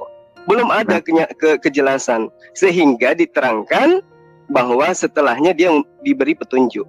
Wajadaka dalam fahada. Ya, hada itu petunjuk. Lalu kenapa hadis Anda mengatakan? Giliran Anda bertanya terus atau saya juga boleh bertanya? Anda bertanya aja, ya kan? Silakan. Kenapa hadis Anda mengatakan Anda tidak ada ilmu tentang hadis. Ya bukti ya tadi. Gantian. Sekarang saya bertanya kepada Anda. TikTok. Ya. Giliran saya yang bertanya kepada Anda. Bertanya silakan. Saya bertanya. Giliran saya bertanya kepada Anda. Ya. Giliran saya. Sekarang di sini TikTok. Inilah yang disebut dengan TikTok juga ada rule Duran. Kalau dua-duanya bertanya, tolong dimatikan dulu Pak Kaisar. Saya mohon. Jadi TikTok itu juga ada rule. Artinya ketika Anda sudah bertanya dan Bang Zul sudah menjawab, ya Bang Zuma sudah menjawab, ya kamu gantian Bang. Silakan. Sekarang gini Farhan. Ya Farhan. Dia menjawab, lalu kan saya membantah argumen dia, benar nggak? Kalau nanti memang bisa kamu elaborasi sambil menjawab, ya. Kalau Anda minta ada rule-nya, ada timernya, lalu kasih saya 15 menit, dia 15 menit, itu adil dong, benar nggak? Kamu tadi malah kalau kayak waktu kayak gitu, waktu kamu udah habis Duran, kamu udah nanya terus ya. Ini waktunya 22.59. Duran. 22.59. Duran. Saya moderator dan saya berhak mengatur. Ya, tolong hargain. Silakan Guru Dazuma untuk gantian bertanya. Silakan. Oke, ya. Jadi Yesus itu tidak berkata-kata dari dirinya sendiri. Kenapa Paulus berkata seenak dirinya? Ayatnya? Ya. Sekarang gini. Siapa yang mengajarkan Paulus bahwa Yesus itu adalah orang yang harus mati terkutuk di atas tiang salib? Siapa yang ngajarin? Siapa yang ngajarin Paulus? Perjanjian lama itu ada. Ya, bukan Yesus yang ngajarin. Ya, itu di Bilangan 22 ayat 23. Apa katanya di situ? Penjahat harus mati. Itu dikatakan. Penjahat harus mati. Sorry, bukan. Penjahat harus mati. Itu Yesaya 53. Ya, Ya, itu menurut Yesaya saya. 53. Itu yang Anda ingin ambil kan? Penjahat itu harus mati dengan cara disalib. Yesaya 53 tentang apa? Yesaya 53 yang ingin kau gunakan lagi sebagai nubuatan terhadap Yesus itu akan menjatuhkan derajat Yesus. Karena itu nggak nyambung pada Yesus. Sekarang saya tanya, siapa yang mengajarkan Paulus kalau Yesus sendiri tidak berkata-kata dari dirinya sendiri? Ya, sangat berhati-hati. Pekerjaanku adalah melakukan apa yang diperintahkan oleh Bapa untuk aku lakukan. Makananku adalah melakukan pekerjaan Bapa yang diperintahkan kepada aku. Aku tidak berkata-kata dari diriku, melainkan apa yang diperintahkan untuk aku katakan, aku sampaikan. Paulus setebal itu kitabnya, dapat perintah dari mana? Maksudnya apa sih? Anda bicara Yesus, lalu Anda mengaitkan ke Paulus. Maksudnya apa sih? Coba Anda jelaskan dulu. Yesus sendiri itu Anda jadi bingung jawabnya. Yesus itu adalah jalan keselamatan dan hidup. Sebagai jalan keselamatan dan hidup, dia tidak berkata-kata apa-apa dari dirinya sendiri. Bahkan kedatangannya bukan atas kehendaknya. Nah, Paulus ini, apapun bebas dia katakan. Dia mengajarkan Yesus itu adalah Tuhan, Yesus itu adalah ini dan itu. Itu yang ngajarin siapa? Anda pernah baca Perjanjian Lama gak? Loh, kok larinya ke Perjanjian Lama? Ini surah-surah Paulus yang saya tanyakan tentang Paulus, bukan tentang Yesus. Paulus sendiri mengajarkan. Anda bicara dari mana Paulus tahu bahwa Yesus itu adalah Tuhan? Begitu kan? Benar nggak? Ya, dari mana Paulus tahu bahwa Yesus ini harus mati terkutuk untuk membebaskan Kristen dari aturan main Tuhan yang ada dalam hukum Taurat? Yesaya 53 di situ jelas. Ya, hamba yang menderita. Kenapa larinya ke Yesaya? Loh, kok kenapa larinya ke Yesaya? Yesaya itu kan nubuatan. Yesus menerangkan di dalam Matius 5, 17, 18, 19, jangan kau menyangka bahwa aku datang untuk meniadakan hukum Taurat dan kitab para nabi. Ya, karena aku berkata kepadamu, sesungguhnya selama belum lenyap langit dan bumi, tidak hilang sedikit pun dari hukum Taurat, meski yang paling terkecil. Lalu apa yang diajarkan oleh Paulus? Ya, satu iota atau satu titik pun tidak akan ditiadakan dari hukum Taurat sebelum langit dan bumi lenyap. Semuanya terjadi, bukan sebelum semuanya terjadi. Iya, sebelum terjadi langit dan bumi lenyap. Sudah terjadi nggak itu? Bumi dan langit lenyap. Langit lenyap? Mana sih yang lenyap? Lah kan Yesus mengajarkan itu. Ya, saya baca. Matius silakan baca nomor 18-nya. Karena aku berkata kepadamu, sesungguhnya selama belum lenyap. Menyangka, dengerin dulu, sabar saudara Jul. Duduk di pojokan, saya jelasin kepada Anda ya. Janganlah kamu menyangka bahwa aku datang untuk meniadakan hukum Taurat atau kitab para nabi. Aku datang bukan untuk meniadakannya, tetapi untuk menggenapinya. Ya, menggenapi ya, jangan diganjili ya. Itu menggenap. Genap itu berarti menyempurnakan. Karena aku berkata kepadamu, sesungguhnya sebelum lenyap langit dan bumi ini, satu iota atau satu titik pun tidak akan ditiadakan dari hukum Taurat sebelum semuanya terjadi. Apa yang dimaksud sebelum semuanya terjadi? Langit lenyap, bumi lenyap. Ketika Yesus menyerahkan dirinya. Nah, justru itu yang saya tanya, siapa yang ngajarin itu? Yesus mengatakan sesungguhnya selama belum lenyap langit dan bumi ini, satu iota pun tidak akan ditiadakan dari hukum Taurat sebelum semuanya itu terjadi. Apa itu? Semuanya langit itu terjadi, dengerin. Sebelum semuanya itu terjadi, itu adalah sebelum darah Yesus menetes di atas kayu salib. Di mana Yesus mengatakan bahwa setelah darahku menetes di tiang salib, maka hukum Taurat itu sudah digenapi, artinya sudah dilenyapkan, tidak lagi berlaku. Di mana? Ya, Kejadian 3 ayat 15. Kok larinya ke Kejadian? Loh, Anda harus baca dari Kejadian sampai Wahyu, baru Anda mengerti kenapa Yesus harus mati di atas kayu salib. Kenapa larinya ke Kejadian? Apa hubungannya? Yang harusnya mengajarkan tentang salib kan Yesus. Larinya ke Kejadian. Dengerin, santai, dengerin. Kejadian 3 ayat 15 dikatakan apa? Ya. Aku akan mengadakan permusuhan antara engkau dan perempuan ini, antara keturunanmu dan keturunannya. Keturunannya akan meremukkan kepalamu dan engkau akan meremukkan tumitnya. Nah, terus? Ya. Ketika dikatakan keturunannya, ini kan mengacu kepada keturunan Hawa. Berarti Yesus itu keturunan manusia? Yesus keturunan manusia. Dia Allah menjadi manusia. Dia harus lahir bukan keturunan dari manusia. seorang wanita. Dia harus lahir dari Ya. seorang wanita. Oh, dong. berarti Yesus itu keturunan wanita. Kok keturunan wanita? Lah, nubuatan yang kamu gunakan tadi itu apa? Untuk siapa? Untuk keturunan atau untuk siapa? Gini ya. Sebutkan satu tafsir yang bisa menjelaskan bahwa wanita itu mempunyai keturunan tanpa laki-laki. Oh, itu yang menjadi alasan itu. Berarti kalau itu yang Anda jadikan alasan, berarti kejadian 3 yang Anda ambil itu tidak nyambung kepada Yesus. Kok nggak nyambung? Lah, Yesus keturunan atau bukan? Sekarang saya mau tanya sama Anda. Anda ini gimana sih? Wanita bisa gak melahirkan tanpa benih dari seorang pria? Bisa, kalau Tuhan menghendaki. Buktinya Maria bisa. Bisa, kalau Bisa Tuhan dong. menghendaki. Benar, bisa kalau Tuhan menghendaki. Iya, betul. Maka Buktinya itu Maria bisa. Maria itu adalah Hawa yang akan datang, istilahnya. Kalau Anda nggak ngerti teologi ya. Ya, berarti. Jadi di sini dikatakan perempuan ini.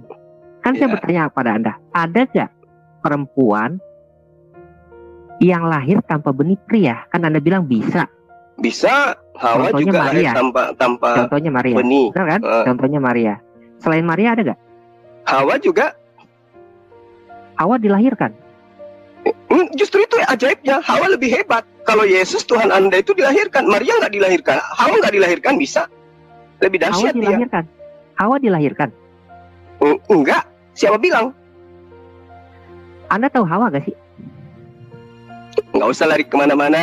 Nggak usah lari kemana-mana. Saya nggak tahu Hawa. Yang saya tahu Hawa itu penjual jengkol tetangga saya. Sekarang gini, Anda mengambil kitab Kejadian miliknya agama lain untuk menutupi agama Anda, itu nggak nyambung. Karena yang saya terangkan kepada Anda itu adalah sebelum langit dan lenyap, bumi ini lenyap, hukum Taurat bagi Bani Israel itu tidak boleh dihilangkan. Lalu siapa yang mengajarkan Paulus dengan matinya Yesus di tiang salib? Ya. Kemudian hukum Taurat itu tidak lagi berlaku. Siapa yang ngajarin?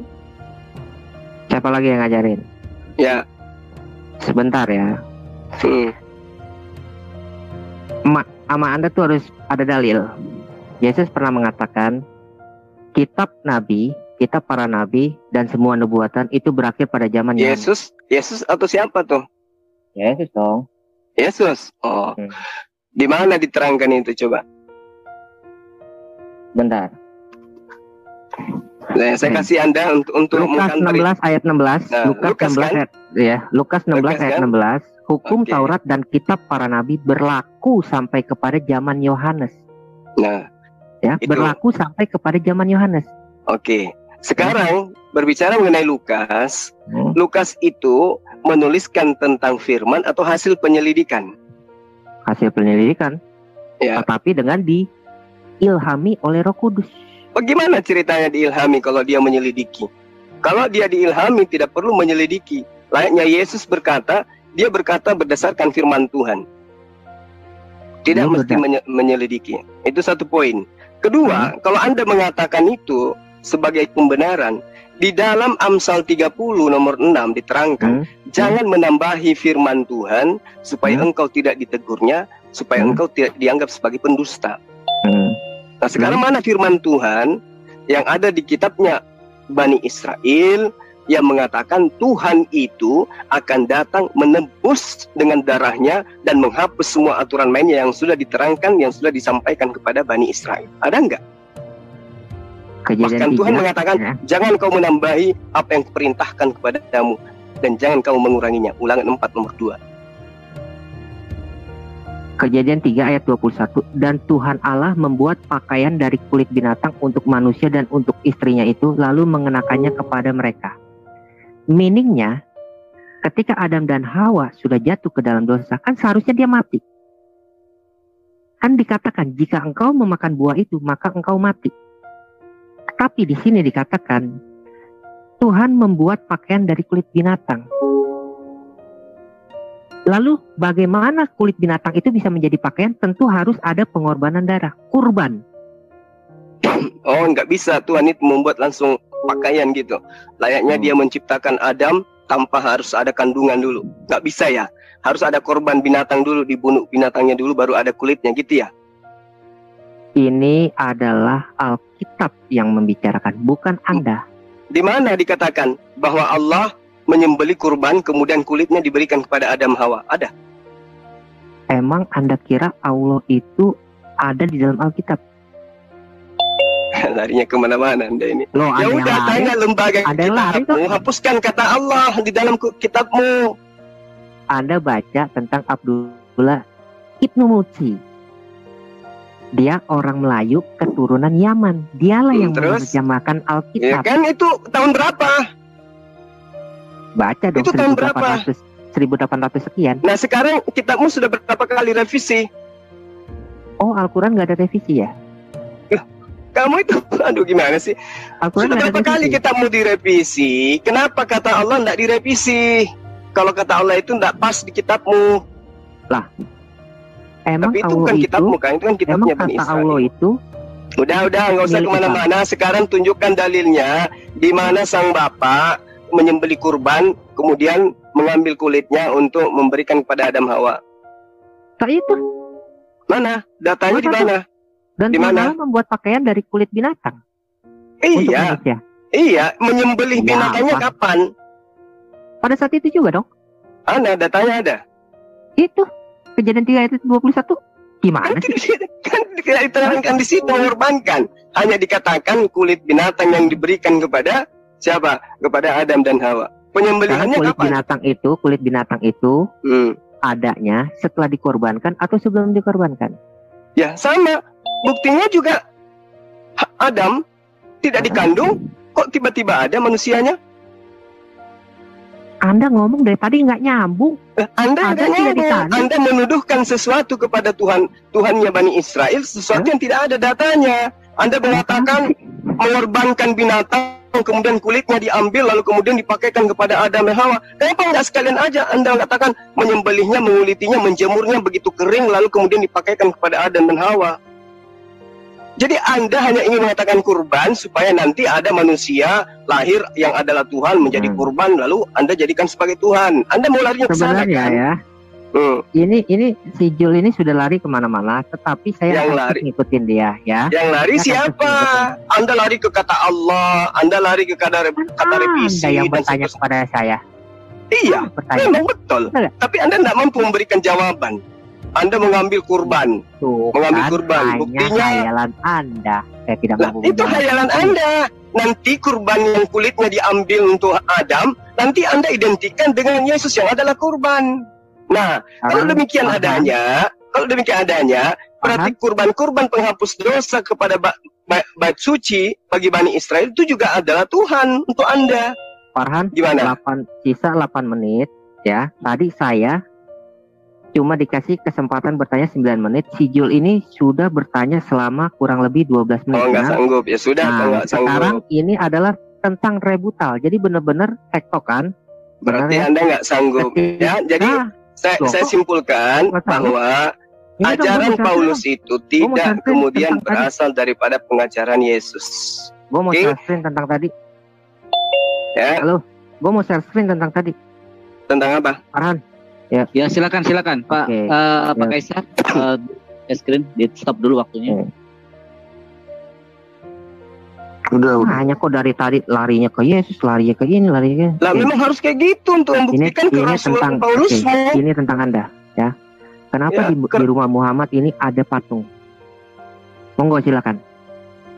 Nah, itu hadis lagi yang Anda bawa kan? Oh, Nanti ku bantah Nggak lagi tahu. kayak tadi. Hah? Coba.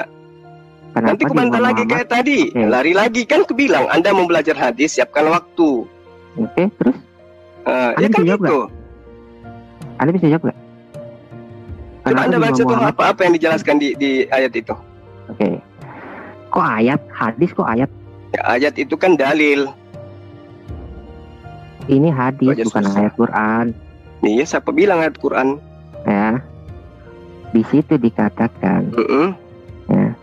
Di dalam rumah Muhammad itu ada patung sehingga Jibril tidak datang kepadanya. Lalu ada juga gambar berupa patung di tirai rumah Nabi Islam Muhammad. Silakan Anda jelaskan. Jawaban saya sama seperti tadi ya. Apa? Jawaban saya seperti tadi. Jawabannya berapa? Ya, Anda harus belajar dulu tentang hadis. Seperti yang saya terangkan tadi kepada Anda, bahwa ketika Anda menuduhkan Rasulullah Muhammad SAW itu kencing menghadap kiblat, saya kan sudah menjawabnya. Kesimpulannya Anda harus belajar ulumul hadis dulu. Oke, saya sudah belajar dan ini sudah disahkan oleh konsultasi syariah. Nanti saya kasih lihat muslim.or.id. Ya, ternyata hadis itu memang benar ada dari Abu Hurairah, bla bla bla bla bla. Ada patung, cuy. Jangankan di rumah Rasulullah, kalau ada patung yang Anda berkaitan dengan hadis, Baitullah saja ada kan waktu itu. Oke, patung nah, itu. Sekarang berbicara mengenai patung hadis. Itu, ya, itu berupa larangan atau diperbolehkan di dalam Islam. Ada patung. Memang sudah ada syariat Islam. Lalu kemudian Rasulullah memasang patung di rumahnya gitu maksudnya. Ini Jibril. Ketika Jibril datang, apakah belum ada syariat Islam? Enggak, saya tanya sama Anda. Anda membawa hadits, oke.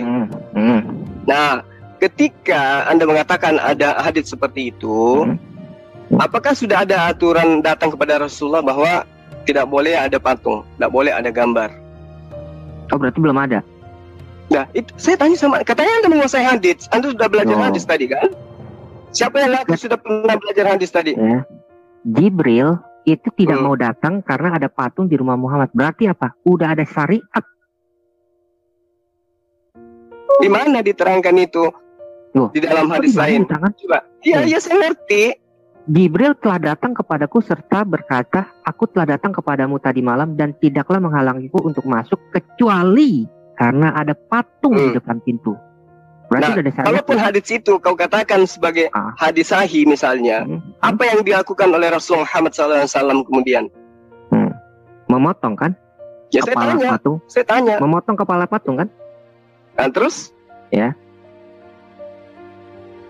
Berarti apa? Terus? Ketika telah turun ayat-ayat contoh Al-Alaq, Al-Mudathir segala macam, tetapi di dalam rumah Muhammad tetap masih ada patung. Patung yang mana? Oh, patung yang mana?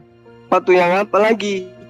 Anda membawa hadits. Ya, saya patung tanya. Di zaman Arab. Oke, patung di zaman Arab, apakah patung itu adalah patung pahlawan atau patung berhala kalau di zaman Arab? Monggo. Nah, sekarang begini. Kalau Anda membawa sebuah hadits, Anda terangkan dulu perawinya siapa, sanadnya siapa, kedudukan hadisnya seperti apa, dan tidak bisa kemudian Anda mengatakan bahwa Rasulullah Muhammad SAW lah yang menggunakan berhala itu sebagai sesembahan, atau dialah yang kemudian menjadikan patung itu ada di dalam rumahnya.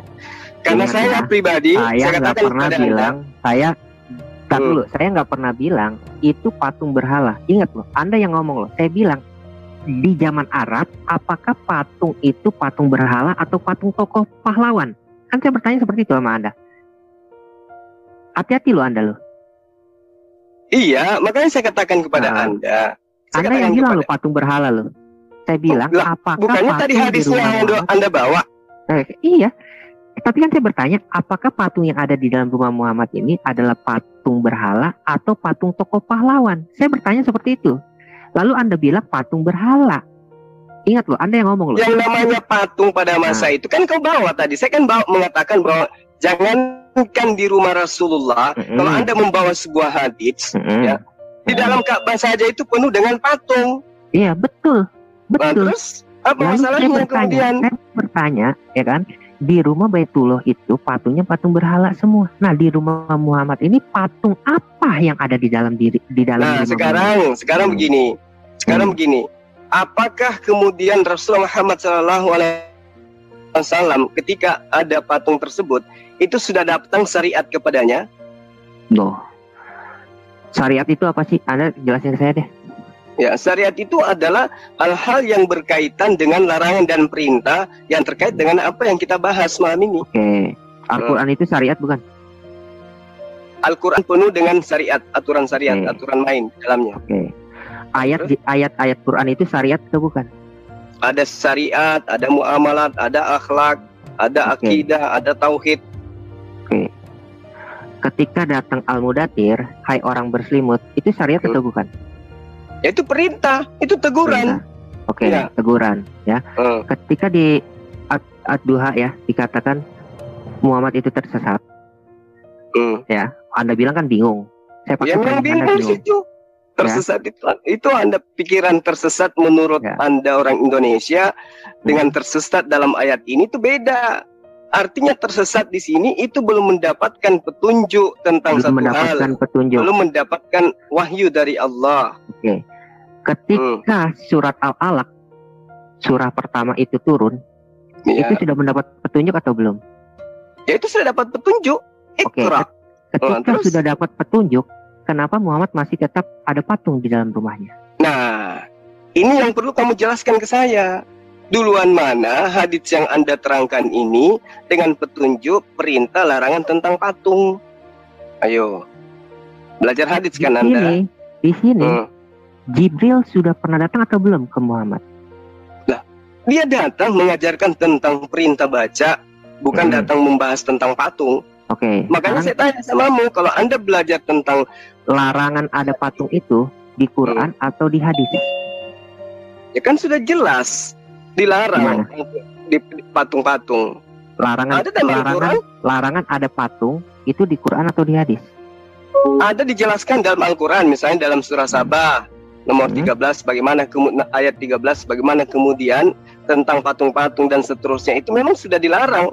Berhala itu dilarang. Iya. Lalu kenapa Sulaiman membuat patung dengan dibantu oleh jin?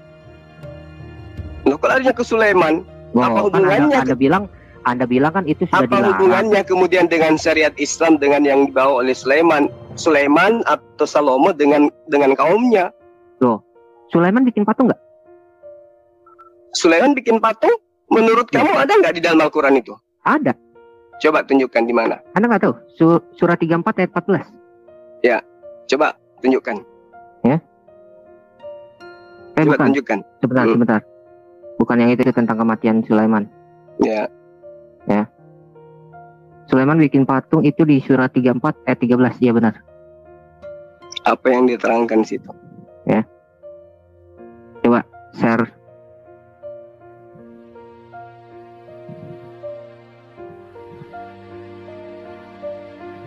Ini kan memang yang saya pertanyakan tentang akhlak, tentang bagaimana Muhammad sebelum ketemu Jibril. Kan itu yang saya pertanyakan dari tadi. Iya. Saya nggak pernah melenggar. Ya. Surah 34 ayat 13, Sulaiman itu membuat patung. Tetapi Anda bilang Quran melarang patung. Ya memang melarang. Tetapi kenapa Allah Anda mengizinkan jin-jin membantu Sulaiman membuat patung? Lah, itu kan bukan syariat Islam. Kita berbicara mengenai syariat Islam. Berarti Quran itu bukan syariat Islam? Anda lucu ini ya. Kok lucu? Quran syariat Islam bukan? Al-Quran itu ada syariat Islam, betul. Oke. Saya mau bertanya, Quran itu syariat Islam atau bukan? Jelas syariat Islam. Ketika jelas syariat Islam, lalu Quran menceritakan bahwa Sulaiman membuat patung. Saya kan bertanya kepada Anda, larangan patung harus itu buat tidak patung ada. Juga gitu. Larangan patung tidak ada di dalam Quran, hanya ada di dalam hadis. Oke, terima kasih Duran dan Guru Dazuma. Waktu sudah selesai untuk battle. Sekarang waktunya adalah closing statement. Karena tadi yang pertama yang melakukan opening statement adalah Guru Dazuma. Silakan Duran, waktu Anda 5 menit untuk lebih mengelaborasi topik tadi. 5 menit waktu untuk Anda ya. Silakan, waktu akan mulai berjalan ketika Duran mulai berbicara. Silakan Duran. Oke, ya. Di sini saya hanya mau bukan menekankan sih. Saya mau mengedukasi orang. Apa yang selama ini diklaim oleh teman muslim bahwa Muhammad itu adalah pengikut Ibrahim, itu terbantahkan malam ini. Sebelum ketemu Jibril, Muhammad itu bukan pengikut Ibrahim. Ada satu imam yaitu Al-Qurtubi, dia mengatakan dengan pasti bahwa Muhammad itu bukan pengikut Ibrahim atau bukan pengikut Musa. Lalu saya mau bertanya lagi, sebenarnya saya mau elaborasi yang lebih dalam lagi. Kalau dia bukan pengikut Ibrahim, bukan pengikut Musa, lalu pengikut siapa dia? Karena kita tahu semua bahwa pada saat itu Mekah adalah penyembah-penyembah berhala. Saya tidak bilang Muhammad penyembah berhala, tidak ya. Tetapi saya mau bertanya, justru saya mau bertanya, coba carikan saya dalil yang dengan tegas menyatakan bahwa Muhammad itu kalau bukan pengikut para nabi Ibrahim dan Musa, lalu dia mengikuti siapa? Sedangkan Abu Thalib di dalam hadis menyatakan dengan tegas dia tidak masuk Islam dan dia mengikuti agama Abdul Muthalib. Agama Abdul Muthalib kalau memang adalah agama Hanif, lalu kenapa Abu Thalib itu mati masuk neraka? Itu sesuai hadis. Siapa yang mengajari Muhammad tentang tauhid sebelum ketemu Jibril? Surah 93 ayat 7 jelas dikatakan Muhammad bingung atau tersesat. Saya pakai premisnya saudara Jul. Lalu surah 42:52 dikatakan sebelumnya kamu tidak mengenal iman. Surah 42 ayat 52.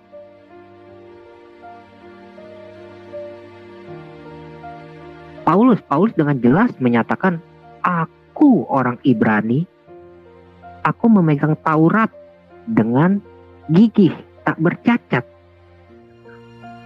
Apakah Paulus punya mujizat? Oh, punya. Banyak mujizat yang dilakukan Paulus.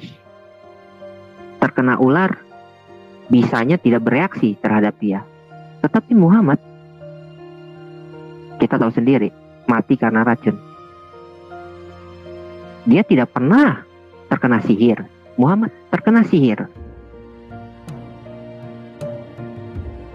Malah tukang sihir dibentak sama dia menjadi buta. Itu tercatat di dalam kisah para rasul. Kurang apa lagi mujizat yang Rasul Paulus lakukan? Jadi klaim-klaim teman muslim ya kan, belajar. Saya cuma minta satu, belajar apa? Belajar dengan orang yang benar. Ketika Anda belajar dengan orang yang benar, Anda tidak mungkin istilahnya mencemooh iman orang lain. Karena apa? Karena Anda mengetahui dengan pasti hadis dan Quran. Quran jelas menyatakan Muhammad tidak punya mujizat. Tetapi kenapa di hadis bisa dikatakan dia punya mujizat? Bahkan saya ada hadis, pegang hadis bahwa dia Muhammad meludah ke dalam minuman dan orang minum minuman itu, air yang telah diludahi. Bertentangan dengan hadis, bertentangan dengan Quran. Paulus tidak pernah dikatakan dia tersesat. Tidak ada satu rasul pun yang mengatakan Paulus itu sesat. Tetapi Quran Anda mengatakan Muhammad itu tersesat atau bingung tanda kutip menurut saudara Jo. Paulus ketika mengatakan, hai maut, di manakah sengatmu? Oh, dia tidak takut akan kematian. Muhammad ketika sakit, dia memohon ampun. Dia memohon untuk disembuhkan, tetapi tidak dikabulkan. Banyak ayat-ayat di dalam Quran yang tidak mengabulkan doa-doa Muhammad. Jadi janganlah Anda memframing Paulus. Anda pelajari dulu dengan benar, barulah Anda mengerti siapakah rasul yang sebenarnya.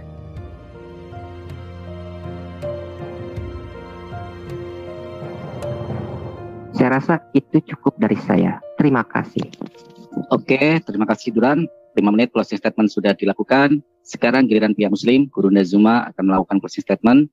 Waktu akan mulai berjalan ketika Gurunda Zuma mulai berbicara. Tafadhol. Baik, jadi kita umat Islam itu mengetahui bahwa Rasulullah Muhammad SAW itu sebelum mendapatkan wahyu senantiasa bertahanus. Ya, tahanus ini adalah mengikuti ajaran Hanifiyah, yaitu milah Ibrahim. Jadi Nabi Ibrahim juga itu sebelum mendapatkan petunjuk, beliau juga selalu bertahanus. Jadi tidak datang kemudian dia berguru kepada siapapun. Abraham demikian adanya.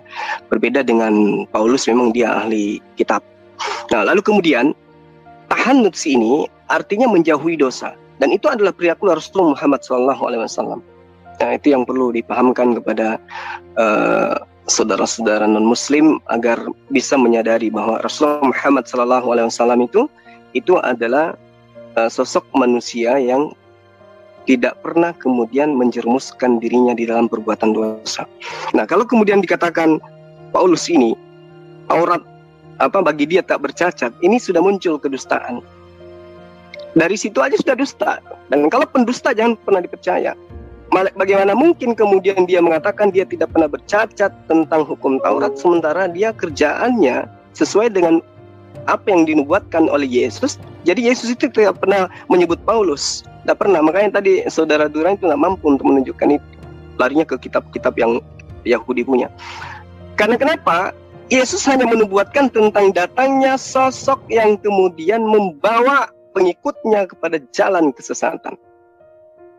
Apa kesesatan itu? Kata Yesus dalam Yohanes 8 nomor 44, iblislah yang menjadi bapakmu dan kamu mau melakukan keinginan-keinginan bapakmu. Satu-satunya kemudian orang yang mengaku sebagai bapak dalam Yesus Kristus itu adalah Paulus. Sementara di dalam Matius, jangan pernah kau menyebut siapapun di atas muka bumi ini dengan sebutan bapak, karena hanya ada satu bapakmu, yaitu dia yang di surga. Tetapi kemudian Paulus mengaku bapak dalam Yesus Kristus dalam memberitakan Injil. Nah, lalu kemudian sahabat-sahabat sekalian, kalau dikatakan Rasulullah Muhammad SAW itu seperti ini dan seterusnya, coba kita lihat bagaimana sosok saudara Duren membawa sebuah hadits. Sangat-sangat minim sekali. Ya, dia katakan bahwa Rasulullah Muhammad SAW itu kencing menghadap kiblat. Ternyata dibantah oleh Abu Daud di dalam kitab yang sama, bahwa terkecuali ya kalau misalnya ada penghalang itu boleh menghadap kiblat, dan itu kalau tidak bisa kemudian menghadap ke arah yang lain. Nah, itu di dalam pengajaran fikih itu begitu, tapi saudara kita tidak pernah belajar fikih. Nah, terkait dengan rasul siapa yang kemudian menjadi penyesat, nggak usah terlalu masuk ke dalam literasi kitab. Kita lihat aja buahnya. Bagaimana semua nabi yang dikenalkan oleh umat Islam, yang ditahu oleh teman-teman Kristen berdasarkan kitabnya Bani Israel. Adakah nabi yang mengajarkan menyembah sosok Tuhan yang pernah dilahirkan oleh manusia? Adakah nabi yang pernah mengajarkan Tuhan pernah mati 3 hari kemudian bangkit? Adakah nabi atau rasul yang pernah mengajarkan manusia mengatakan hukum Tuhan yang datang kepada para nabi itu adalah kutukan dan harus ditebus dengan darah Tuhan yang nuzul menjadi manusia, kemudian untuk menghapus semua itu agar manusia terbebas dari kutukan tersebut? Dari buahnya kamu melihat dia mengajarkan hal yang tidak pernah diajarkan oleh para nabi. Yesus menerangkan di dalam Yohanes 14 ya, nomor 20 saya lupa ayatnya. Yesus mengajarkan bahwa ketika dia datang penolong lain ini, dia akan mengajarkan dan mengingatkan perkataan-perkataan yang pernah aku ajarkan, yang pernah aku sampaikan kepada kalian. Ya, Yohanes 14 nomor 26. Itu jelas itu. Jadi sosok penolong lain ketika datang mengajarkan ajaran Yesus kembali. Ya Bani Israel, sembahlah Allah, Tuhanku dan Tuhanmu. Nah, Rasulullah Muhammad SAW mengajarkan itu. Bagaimana dengan Paulus? Jika kau berkata dengan mulutmu, dan apa yang dikatakan oleh mulutmu itu diimani sepenuh hati bahwa Yesus itu adalah Tuhan, maka engkau akan diselamatkan. Mengganti posisi Tuhan yang datang mengajarkan firman kepada Yesus dengan mengajak manusia menyembah kepada Yesus yang dilahirkan oleh manusia itu. Makanya tadi saudara kita kelimpungan ketika dikatakan keturunan. Keturunan siapa? Keturunan manusia. Maria manusia, melahirkan Tuhan atau melahirkan manusia? Melahirkan manusia. Apakah Tuhan pernah dilahirkan oleh manusia? Kebingungan demi kebingungan akan ditutupi dengan sesuatu yang sifatnya tidak berasal dari pengajaran para nabi. Demikian. Lihat dari buahnya. Oke, terima kasih Guru Ndazuma. lihat dari buahnya. Terima kasih, acara diskusi kita kali ini sudah selesai dari awal dan berjalan dengan lancar walaupun sedikit ada gangguan masalah timer tadi. Saya kembalikan lagi kepada ahli slayer untuk mengambil. Bapak Ibu, kita sudah dengar debat ini dan mari kita merenungkan firman Tuhan dan menyimak firman Tuhan dengan baik. Semoga firman Tuhan yang senantiasa memberkati, menguatkan kita. Mari kita merenungkan firman Tuhan di dalam Kisah Para Rasul pasal yang kedua, ayat 1 sampai ayatnya yang ke-30. Begini bunyi firman Tuhan. Pentakosta. Ketika tiba hari Pentakosta, semua orang percaya berkumpul di satu tempat. Tiba-tiba turunlah dari langit suatu bunyi seperti tiupan angin keras yang memenuhi seluruh bumi, seluruh rumah di mana mereka duduk. Dan tampaklah kepada mereka lidah-lidah seperti nyala api yang bertebaran dan hinggap pada mereka masing-masing. Maka penuhlah mereka dengan Roh Kudus, lalu mereka mulai berkata-kata dalam bahasa lain seperti yang diberikan oleh Roh itu kepada mereka untuk mengatakannya. Waktu itu di Yerusalem diam orang-orang Yahudi yang saleh dari segala bangsa di bawah kolong langit. Ketika turun bunyi itu, berkerumunlah orang banyak. Mereka bingung karena mereka masing-masing mendengar rasul-rasul itu berkata-kata dalam bahasa mereka sendiri. Mereka semua tercengang-cengang dan heran, lalu berkata, "Bukankah mereka semua yang berkata-kata itu orang Galilea? Bagaimana mungkin kita masing-masing mendengar mereka berkata-kata dalam bahasa kita sendiri, yaitu bahasa yang kita pakai di negeri asal kita? Kita orang Partia, Media, Elam, penduduk Mesopotamia, Yudea dan Kapadokia, Pontus dan Asia, Frigia dan Pamfilia, Mesir dan daerah-daerah Libya yang berdekatan dengan Kirene, pendatang-pendatang dari Roma, baik orang Yahudi maupun penganut agama Yahudi, orang Kreta dan orang Arab. Kita mendengar mereka berkata-kata dalam bahasa kita sendiri tentang perbuatan-perbuatan besar yang dilakukan Allah. Mereka semuanya tercengang-cengang dan sangat termangu-mangu sambil berkata seorang kepada yang lain, "Apakah artinya ini?" Tetapi orang lain menyindir mereka sedang mabuk oleh anggur manis. Khotbah Petrus. Maka bangkitlah Petrus berdiri dengan ke-11 rasul itu, dan dengan suara nyaring ia berkata kepada mereka, "Hai kamu orang Yahudi dan kamu semua yang tinggal di Yerusalem, ketahuilah dan camkanlah perkataanku ini. Orang-orang ini tidak mabuk seperti yang kamu sangka, karena hari baru pukul 9, tetapi itulah yang difirmankan Allah dengan perantaraan Nabi Yoel akan terjadi pada hari-hari terakhir. Demikian firman Allah, bahwa aku akan mencurahkan rohku ke atas semua manusia, maka anak-anakmu laki-laki dan perempuan akan bernubuat, dan terunan-terunanmu akan mendapat penglihatan, dan orang-orangmu yang tua akan mendapat mimpi. Juga ke atas hamba-hambaku laki-laki dan perempuan akan kucurahkan rohku pada hari-hari itu, dan mereka akan bernubuat. Dan aku akan mengadakan mujizat-mujizat di langit dan tanda-tanda di bawah bumi, darah dan api dan gumpulan-gumpulan asap.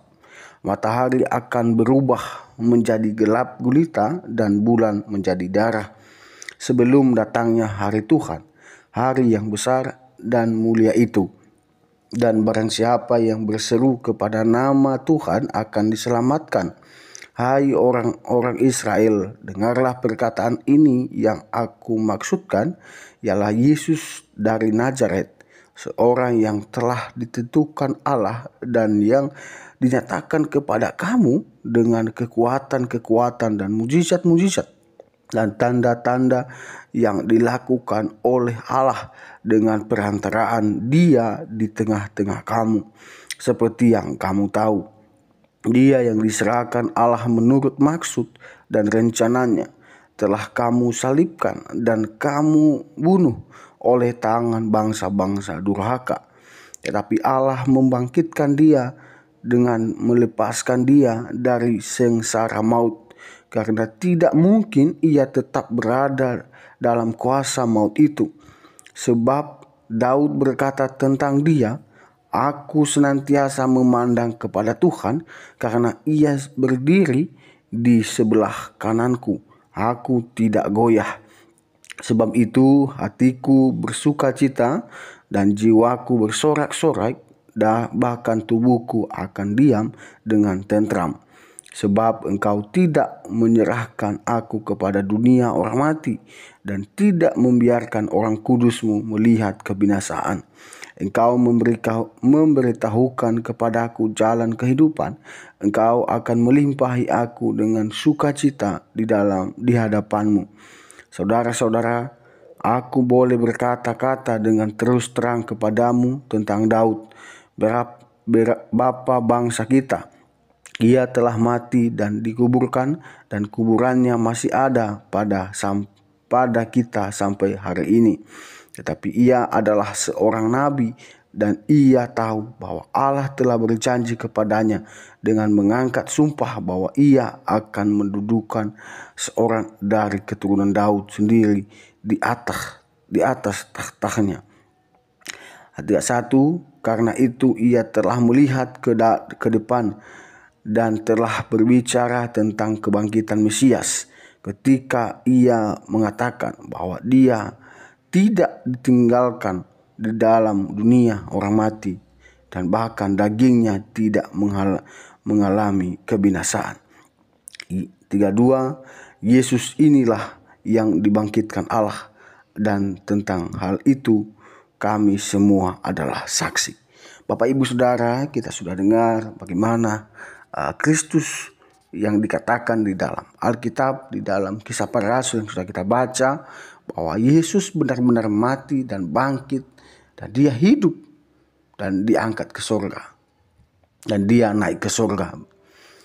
Hal ini membuktikan bahwa Yesus adalah benar-benar menyelamatkan manusia yang berdosa, di mana Yesus sudah menolong dan menebus kita dari dosa kita melalui kematian dan kebangkitannya. Maka dari itu Bapak Ibu Saudara, jangan ragu untuk percaya Yesus, karena Dia jalan dan kebenaran itu. Barang siapa mengakui Dia di hadapan manusia, maka Allah sendiri atau Yesus sendiri mengakui dia yang percaya itu di hadapan Allah. Mari Bapak Ibu, kita menerima dan mengakui Yesus adalah Dia yang berkuasa di dunia dan di akhirat. Dia yang menghakimi manusia.